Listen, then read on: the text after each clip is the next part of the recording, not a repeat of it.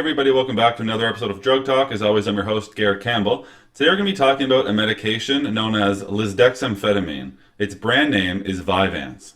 Now before I talk about the medication itself, just keep in mind that this channel is for information purposes only and not to be used as a source for recommendations for your personal health care.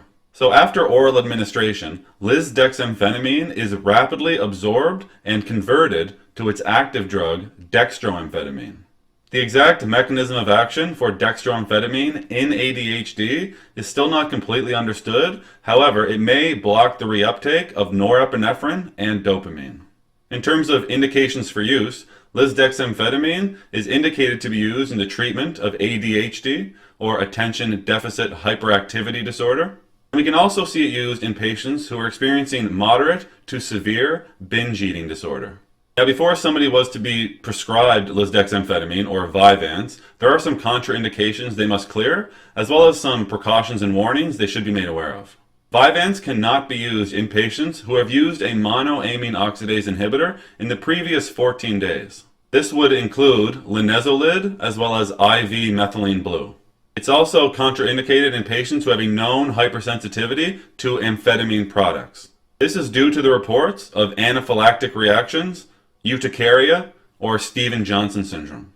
Now, in terms of precautions, it should be avoided in patients who have cardiac structural abnormalities, as well as patients who have other serious cardiovascular diseases. Sudden death, stroke, as well as myocardial infarction have been reported in patients who were using recommended dosing. Because of this and some other reasons, healthcare professionals will monitor blood pressure as well as heart rate in patients using Vyvanse. Patients experiencing psychosis should not use Vyvanse, as it may make their psychosis worse. Psychotic or manic symptoms may present in children or adolescents using this medication, whether they have a history of psychotic illnesses or not. If a patient is to experience these side effects, they should discontinue the medication. Patients should be screened for bipolar disorder before they use Vyvanse, because when they use it, it may put them at an increased risk of experiencing mania. Dose of Vyvanse must be reduced in patients who have severe renal impairment or end-stage renal disease.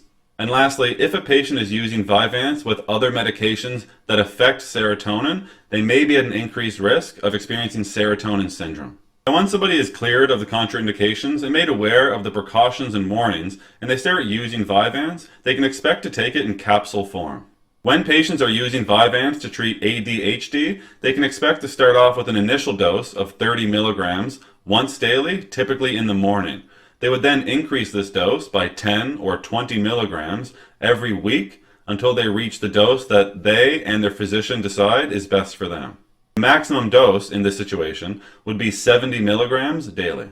When patients are using Vyvanse for binge eating disorder, they would again start off on an initial dose of 30 milligrams once daily, and then they can increase by 20 milligrams every week until they reach a dose of somewhere between 50 and 70 milligrams daily. The maximum dose, again, would be 70 milligrams per day. When patients are using once-a-day dosing, it's recommended to use it in the morning, because if they take it in the afternoon, there's an increase in the frequency of insomnia. The medication can be taken with or without food, and it should be noted that the capsules should not be altered in any way, except for one method where you open the capsule and put the beads that are contained within inside of the capsule on something like yogurt or pudding. The main takeaway here is not to disrupt the actual beads that are inside of the capsule.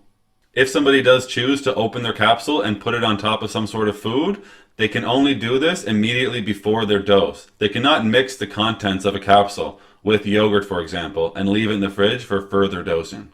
As with all medications, there are some side effects or adverse reactions that patients may experience while using Vyvanse. One would be that 3% of patients do develop a rash. Some patients do notice decreased body growth, as well as a decrease in body weight. Diarrhea can happen anywhere between 4 and 7% of the time, and a loss of appetite can happen anywhere from 8% of the time to 27%. 7% of patients notice nausea, 2% of adults and about 12% of pediatrics notice abdominal pain. Vomiting can happen in 9% of patients, and anxiety can happen 5% of the time, and irritability comes in at 10%. The more serious but rare side effects would be the development of chest pain, peripheral vascular disease, tachycardia, anaphylaxis, a cerebrovascular accident, and finally a seizure. That's all we're going to talk about today with Lisdexamfetamine, or Vyvanse. As always, I'm thankful you took the time to come by and watch one of my videos. If you found the information valuable and you'd like to help me grow this channel, you can like the videos, share the videos, or most importantly, subscribe to the YouTube channel. There's also some links in the description you can check out as well. That's it for today. Take care.